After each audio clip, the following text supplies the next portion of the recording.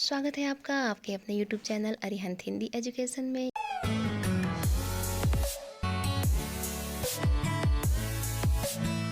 यदि आप मेरे चैनल पे नए हैं तो प्लीज़ मेरे चैनल को सब्सक्राइब करें, लाइक करें, शेयर करें और कमेंट्स भी करें। बच्चों, आज आप लोग साहित्यिक हिंदी के अंतर्गत कक्षा 12 में रामधारी सिंह दिनकर द्वारा लिखित पुरूरवा उर्वशी पाठ की हिंदी व्याख्या देखेंगे। पाठ की हिंदी व्याख्या से पहले रामधारी सिंह दिनकर जी का आप थोड़ा सा परिचय जान लें। तो इनका नाम है रामधारी सिंह दिनकर और इनका जन्म 1908 ईस्वी में सिमरिया जिला मुंगेर बिहार में हुआ था। इनके पिता का नाम श्री रवि सिंह था। इनकी माता श्रीमती मनरूप देवी।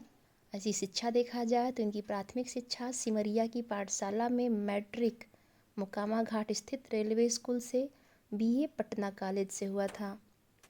इनकी रचनाएं देखी जाए, प्रमुख रचनाएं देखिए। काव्य रचनाएं हैं रेणुका, रसवंती, हुंकार, कुरुक्षेत्र, रश्मिरथी, उर्वशी, परशुराम की प्रतीक्षा, नीलकुसुम, चक्रवाल, सामधेनी, सीपी और संघ, हारे को हरिनाम आदि। और गद्य रचना है संस्कृति के 4 अध्याय, जो कि एक आलोचना ग्रंथ है।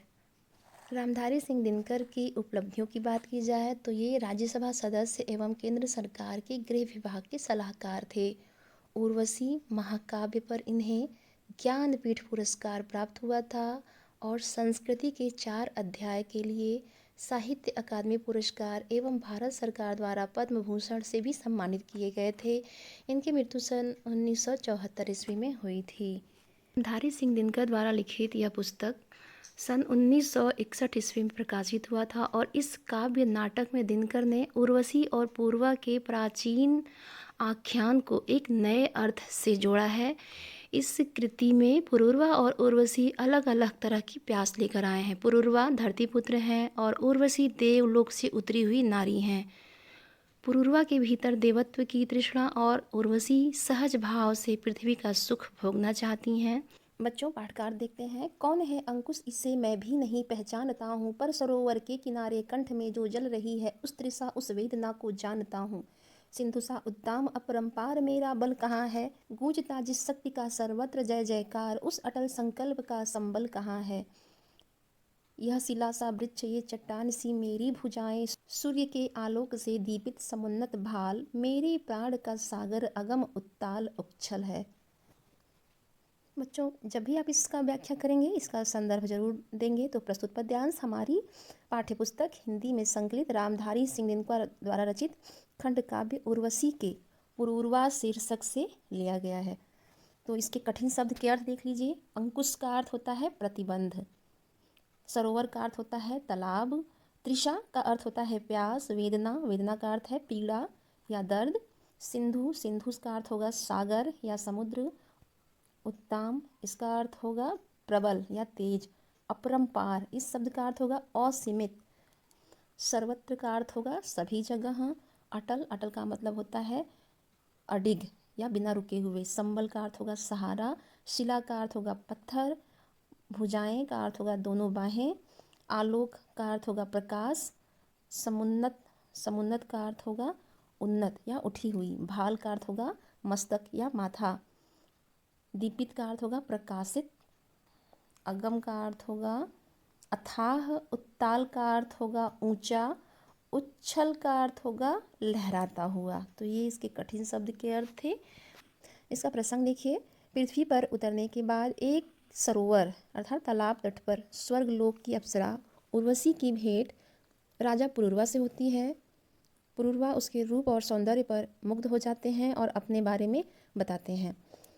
पुरूरवा अपने मन में उठते हुए विचारों को व्यक्त करते हुए कहते हैं कि सच है हे उर्वशी, यह सच है कि मैं इस प्रतिबंध से अनभिज्ञ हूँ, अर्थात मेरे पर कोई प्रतिबंध नहीं है जो बार बार मुझे रोकना चाहता है, अर्थात ऐसा कोई प्रतिबंध मुझ पे नहीं है।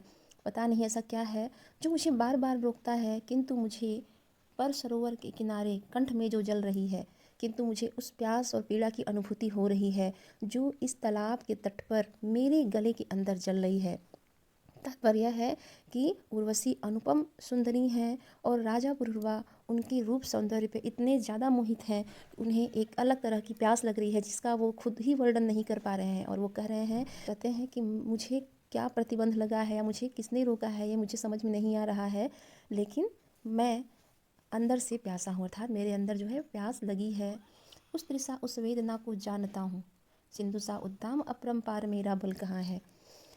राजा पुरुरवा आगे कह रहे हैं कि न जाने इस समय मेरे पास वह शक्ति कहाँ चली गई जो समुद्र के समान, सिंधु सा जो समुद्र के समान प्रबल और असीमित है। मेरी शक्ति और सामर्थ्य का चारों ओर गुणगान किया जाता है, यानी गूंजता जिस शक्ति का सर्वत्र जय जयकार। राजा पुरुरवा आगे कह रहे हैं कि मेरी जो शक्ति है उसका गुणगान जो है चारों दिशाओं में किया जाता है, लेकिन आज पता नहीं कहाँ वह सामर्थ्य चला गया है। उस अटल संकल्प का संबल कहाँ है, अर्थात जो संकल्प था मेरा, उसका जो सहारा है वह कहाँ चला गया है, वो समझ में नहीं आ रहा है, वो क्यों मुझसे छिन गया है। पुरुरवा आगे कहते हैं, यह शिला सा वक्ष, ये चट्टान सी मेरी भुजाएं, सूर्य के आलोक से दीपित समुन्नत भाल। कह रहे हैं कि मेरी भुजाएं दृढ़ है, मेरी छाती पत्थर के समान मजबूत है और मेरा मस्तक उन्नत है जो सूर्य के प्रकाश के समान आभा युक्त रहने वाला है। तात्पर्य है कि राजा पुरुरवा अपने बारे में बता रहे हैं कि उनका जो छाती है पत्थर के समान मजबूत है और बाहें भी चट्टान की तरह मजबूत हैं और उनके माथे पे सूर्य के प्रकाश के समान आभा बना रहता है। मेरे प्राण का सागर अगम उत्ताल उच्छल है। पुरुरवा आगे कहते हैं कि मेरे प्राणों की गहराई का थाह लगाना आसान नहीं है। समुद्र की तरह अत्यंत गहरे मेरे प्राणों में भी सर्वदा ऊंची ऊंची लहरें उठती रहती हैं। तो यहाँ देखिए बच्चों, काव्य सौंदर्य के अंतर्गत तो इस पद्यांश के माध्यम से पुरुरवा में श्रेष्ठ गुणों की प्रतिष्ठा की गई है। रस देखा जाए तो इसमें वीर रस है, भाषा शुद्ध साहित्यिक खड़ी बोली है, शैली प्रबंध है, छंद मुक्त छंद है। आगे देखते हैं, सामने टिकते नहीं वनराज पर्वत डोलते हैं, कांपता है कुंडली मारे समय का ब्याल।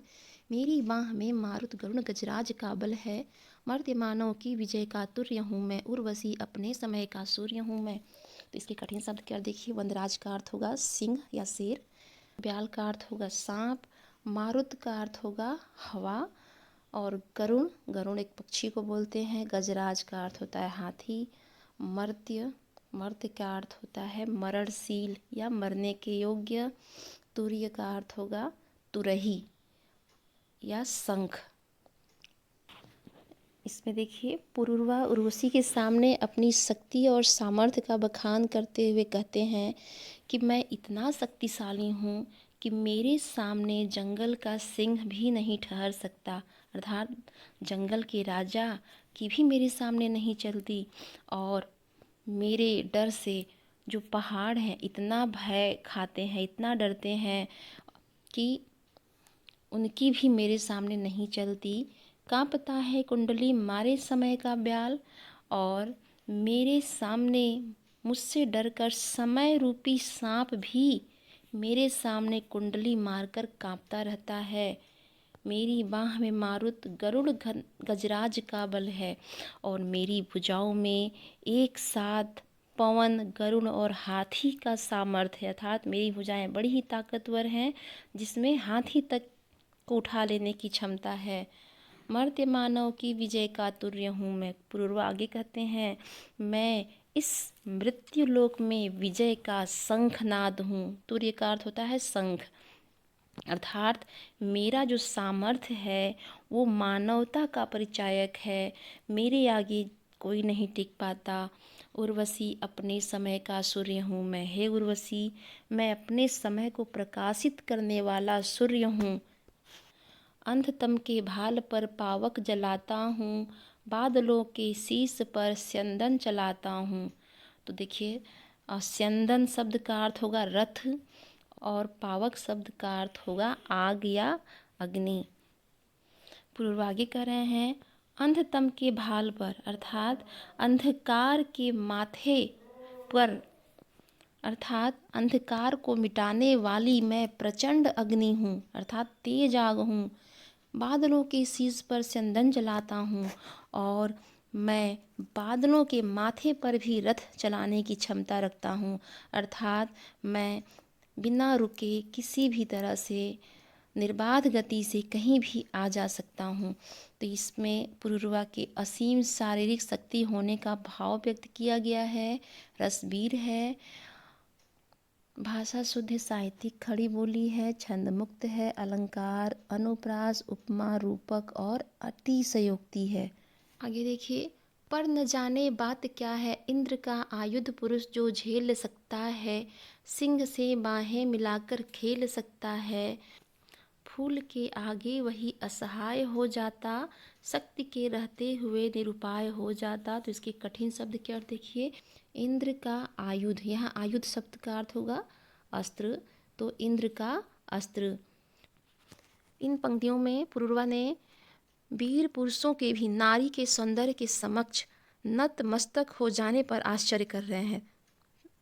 अर्थात पुरुरवा अपनी वीरता का बखान उर्वशी से करते हुए कहते हैं कि वे अब तक, पर न जाने बात क्या है, अर्थात वे अब तक इस बात का पता नहीं लगा सके जो महावीर रणभूमि में भी इंद्र का आयुध पुरुष जो झेल सकता है, यानी वो इस बात का अब तक पता नहीं लगा सके जो वीर पुरुष रणभूमि में इंद्र के वज्र का सामना करने से पीछे नहीं हटता, सिंह से बाहें मिलाकर खेल सकता है और शेर से बाहें मिलाकर खेलने का सामर्थ्य रखता हो, अर्थात जो इंद्र और शेर को भी हरा देने में सक्षम है, भला वह फूल के आगे वही असहाय हो जाता।